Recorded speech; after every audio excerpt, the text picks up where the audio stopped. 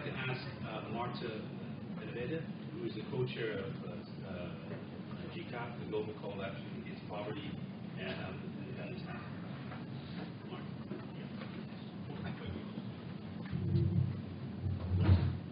Good. That's good. Yeah, because we need to wake up, really. Buenos días. I'm really glad that we are here together, and I didn't write the presentation because I really need to talk with you. I am the co-chair for the Global Call to Action Against Poverty. I am not against anything, not even against poverty, but I am for life. We have made a decision to lead the peoples of the world, and that's the reason that I'm here, to be a witness to how people have been resilient and constantly making accommodations, adaptations, everything that you are asking now of us to do. We have been doing it since Columbus got lost.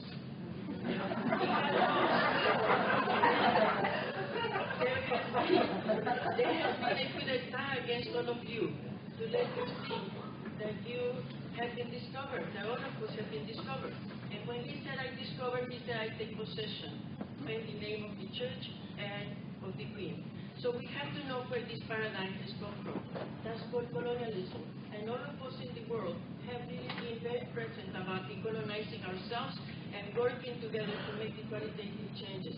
Poverty has come from that kind of discrimination and that kind of extraction, because at this point you can see it very clearly. You see even in the United States the immigration issue. That is a major problem for all of you. And then we see what's happening all around the world to what has been done to the planet, to our Mother Earth. Indigenous people all over the world and impoverished people who don't like to be called poor. They don't like to be called disadvantaged, unfortunate, or whatever other name you can find to call any of us. I have chosen to be with them because I want a different world order. I don't want a better world. I want a different world order, a different. There is a process that we had around the world. There was the new economic international order, and we also had the new international information order. Those have to go together, and they were worked by the peoples of the world together to create the conditions for human rights to be respected and brought about for each human being. But that can only happen if we also have the economic, social, and cultural rights of people, and at least at this point, by the protection and the respect of Mother Earth. People have dignity. We are not asking for any handouts. When the sister talked there, this is the least that one can do if we have something that, fisher people in Nicaragua were discussing how there is this poverty that we cannot get ourselves out of. And then they said, well, but that's even, Nicaragua is mostly Christianity, and this is with Father Cardenal. And they were saying, hey, the Bible says that the poor will always be there, so that's us. We'll never be out of this. And then, they were scratching their heads and what do we do then? Just give up and just live on hope? And they said, no. While there is poverty, there is going to be poor. And that is what we have to change. To us, the United Nations has always been created for the purpose of peace. Peace is a synonym for development. Otherwise, there is no development for us. And the Portuguese, especially the Brazilians, have a word for development. In Spanish, it's desarrollo, but it doesn't really mean the real meaning. The people in Brazil said desenvolvimiento, and desenvolvimiento is the unwrapping. That's what development is, and it has to be for communities, for nations, and for persons. I am asking all of us to really accompany the UN. It's not the UN that is accompanying us. The UN is our instrument. And if it is for peace and real development, it has to be also for real security. I come from a country where I have experienced war, and we are still having it. We have organized crime, 17 people, especially young people and young women and rural peoples being killed in the countryside every day, at least 17. No, in a country of 1 million people, we cannot be exporting our youth, and we cannot be allowing this kind of violence to exist. So I am saying the UN is a great and precious instrument, but it cannot be for show and for cosmetic things. It has to be for real things. And it cannot happen if the people of the North don't take the responsibility to transform the paradigm in which we are living. So I am saying, yes, there is a new development agenda that's being created. Let's be sure that we accompany the UN. And this is what is bringing us to 2030. I say that we have to go further than 2030 because we have a millennium of peace to be created in millennium. It's a development paradigm. So later on we can talk about it, but please don't forget. The new development agenda has to go further than 2030 to the 23rd century, 7th generation, just like the indigenous people talk about. And the earth, Mother Earth, water, air, trees are our relations, just like everybody else. So let's work to end this paradigm that we have and work together to create the community of peoples and nations that we need.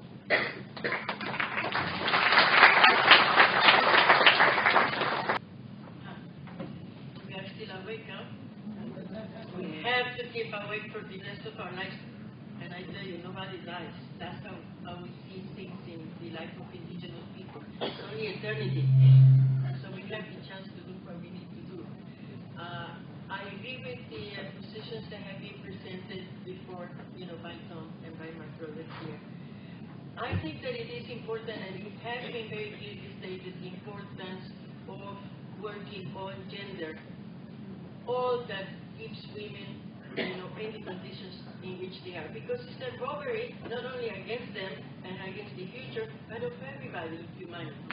In the indigenous communities, I'm not saying that it's perfect. And in the communities in general, people have to work collectively. We have to figure out how to resolve problems. So that's why I also belong to the Feminist Task Force. Rosa is the person here that is at the United Nations accompanying that process, and I hope that you continue to work with her.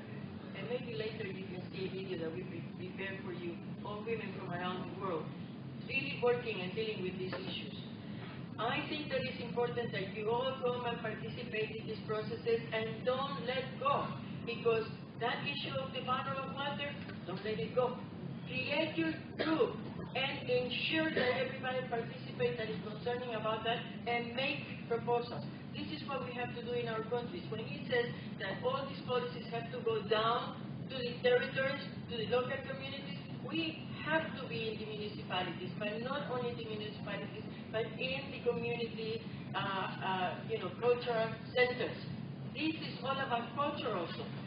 This paradigm that we have been discovered is a colonial situation that we have. We have to decolonize the processes, and so we have to work against the colonization, but also the colonization of the people that are the colonizers, because the mule and the 40 acres still have to be paid to the people in this country so that there is the equality that we need, because people in this country are still waiting, and because that was never paid, that's why we still have, and I know the areas because I work with migrant farm workers and people who are undocumented, and we all said the same things. Don't call us poor, don't call us illegal.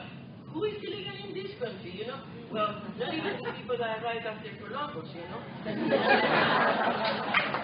need to know that the world is ours, and so it is not the world and the future that we want, or that I want, or that is needed. It is the world and the future that what we need to create so that we take care of Mother Earth in that order at this point, so that we can take care of humans. With the concerns about youth, yes, this is a major concern in my country, because it's the majority of young people that are suffering with no opportunities ever. Also, the rural peoples, women, so we have to work against this, with these things to transform them.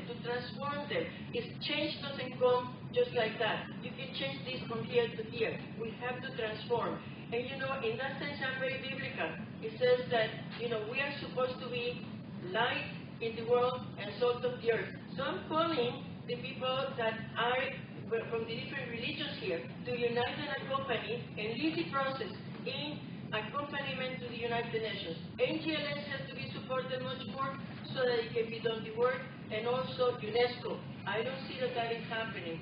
So I hope that we really, really know that we are the shapers of the world that healthy future that are needed, and that we work with the UN to really make sure that that happens, so that we do it in our communities, step by step, every day, and even in our sleep.